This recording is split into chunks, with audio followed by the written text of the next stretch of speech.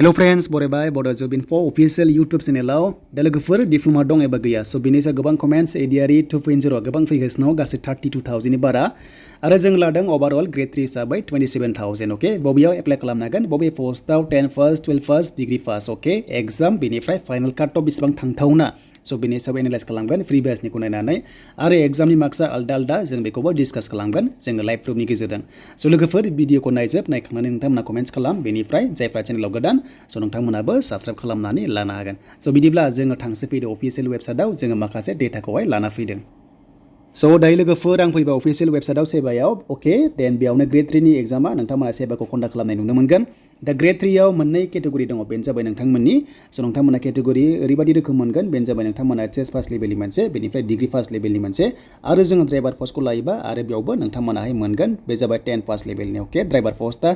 दा जोङो फार्स्टआव नायगोन जोङो एचएस पास लेभेलनि पोस्टखौ नायगोन जे नोंथांमोननि एग्जामा so बेसेबां नाम्बारनि एग्जाम कन्डाक्ट खालामगोन सेबायाव ओके बेनो जाबाय नोंथांमोना पेपार 3 गोग्लैगोन केटेगरि 3 आवहाय so बेनो जाबाय 150 नि एग्जाम जायो ओके बे जाबाय एचएस पास लेभेलाव नोंथांमोना जेबो डिप्लोमा गैयाबाबो so नोंथांमोना बे पोस्टआव एप्लाइ खालामनो हागोन जेरै एपिडिसिआव गोबां पोस्ट दङ एचएस लेभेलनि आरो एग्रिकालचार डिपार्टमेन्टआवबो दङ एन्ड पिएनआरडि नि डिपार्टमेन्टआवबो नोंथांमोना एचएस पास लेभेलाव हागोन ओके आं बेखौ क्लियार खालामखाबाय एन्ड एग्जामा 2 आवार्स टाइम मोनगोन आरो बर'जों 100% नोंथांमोना एग्जाम लिरनो मोनगोन ओके so नोंथांमोना नै नुनो मोनदों so नोंथांमोना बर' रावजों बेवहाय so नोंथांमोना गाइडलाइन्स मोनखादों आरो एग्जाम नोंथांमोनाहाय मोनगोन आरो नोंथांमोना 2 घन्टा एग्जाम होनो मोनगोन आरो 100 कुइसन थागोन मोनसेयाबानो 1.50 मोनगोन माने एग्जामा 150 जागोन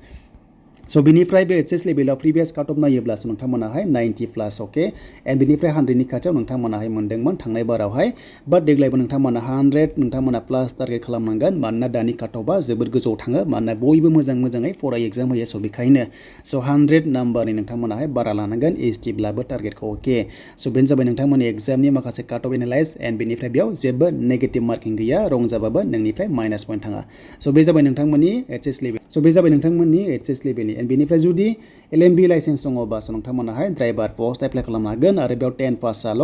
नोंथांमोनाहाय सार्टिफिकेट आपल'ड खालामनांगोन नाथाय बेयाव एचएस लेभेलाबो हायो डिग्री लेभेलाबो हायो खालि 10 पासनिखौल' नायगोन ओके बे जाबाय नोंथांमोननि डिटेल्स आरो बे ड्राइभार पोस्टआव हिनजावफोर हौवाफोर गासैबो नोंथांमोना हायो ओके बे जाबाय नोंथांमोननि थांनाय बारनि गासैबो सिस्टेमा बेनोमोन so नोंथांमोना ड्राइभार पोस्टआव जायखि जाया हागोन बाट नोंथांमोनाहाय एग्जाम होनांगोन फार्स्टआव एन्ड बेनिफ्राय स्किल टेस्ट एबा ड्राइभिं टेस्टखौ नोंथांमोना थारनांगोन एग्जामा 150 जागोन ओके so बे क्लियार थांबाय ओके देन बेनिफ्राय जों दानिया नायनोसै डिग्री पास लेभेलाव ग्रेड 3 आव ओके so ग्रेड 3 होनोबा so नोंथांमोना मिनिमाम 10 पासनिफ्रायनो हायो आरो लोगोसे एचएस पास डिग्री पास आरो डिग्री पासआ नोंथांमोना ग्रेड 4 आव नट एलिजिबल ओके बेखौ नोंथांमोना मिथिखादो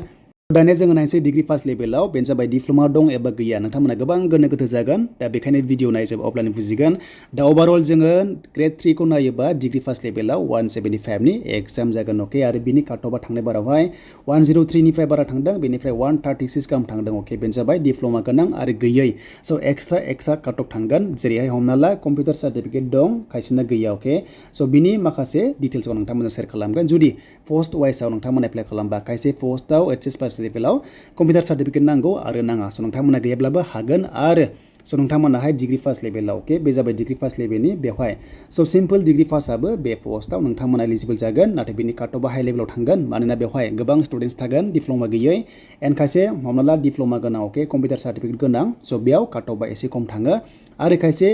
एक्सट्रा डिप्लोमा गोनांफोरनि काट अफआ खमसिन थांगोन मानोना स्टुडेन्टसा खम जायो दा बेनो आरो नोंथांमोना जुदि डिप्लोमा गैयाब्लाबो कम्पिउटार सार्टिफिकेट गैयाब्लाबो नोंथांमोनाहाय हागोन so बिनि सायाव लाइभ प्रुफ दङ नोंथांमोननो दिन्थिगोन एन्ड बेनिफ्राय नेक्स्ट लेभेलाव जों ड्राइभारखौ नायोबा जोंहा पेपार 5 आव दङ बे ड्राइभार पोस्टआव so ड्राइभार पोस्टआव नोंथांमोनाहाय जेबो डिप्लोमा नङा खालि ड्राइभिं लाइसेन्स थानांगोन एग्जामानै so नोंथांमोनाहाय 150 नि ड्राइभार पोस्टआवबो एग्जामखौ होनांगोन ओके बे जाबाय क्लियार so बिनिफ्राय दानिया नायमारसो फैदो जे जोंहा लाइसेन्स दं एबा जोंहा माखासे डिप्लोमा दं एबा गैया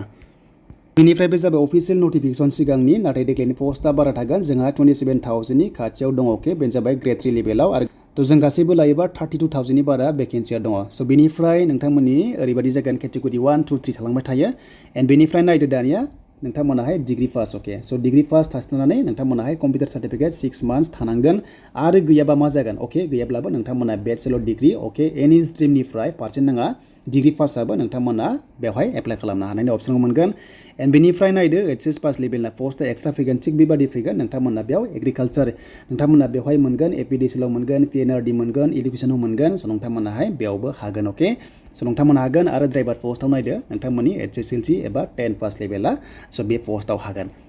स' बेनिफ्राय पस्टआ गोबां रोखोमनि फैगोन बेनि सायाव डिटेल्सआ फैबाय थागोन नोंथांमोना जास्ट फल' खालामबाय था बड' जब इनफो इउटुब चेनेलाव बैसोआ 18 निफ्राय 40 इयार्स नर्मेलाव बाट जोंनि एसटिआ 45 इयार्ससिम बे पस्टआव नोंथांमोना हायो अके मेरिट आनमेरिट गासैबो हायो जेबो खोथा गैया एन्ड बेनिफ्राय एग्जाम फिसआ जाबाय 250 अके 250 एसटिआव नाथाय थांनाय बाराव जायफ्रा एग्जाम होखादोंमोन आइडि दंखायो रिफान्ड मोनाखै अब्ला एग्जाम फिस लाया होननानै सिएमआ बुंदोंमोन अके स' बेनिसो जेब्ला आपडेट फैयो नोंथांमोननो शेयार खालामबावगोन नाथाय फ्रेश केन्डिडेटआ जेब्लायबो नोंथांमोना पे खालामखानांगोन अके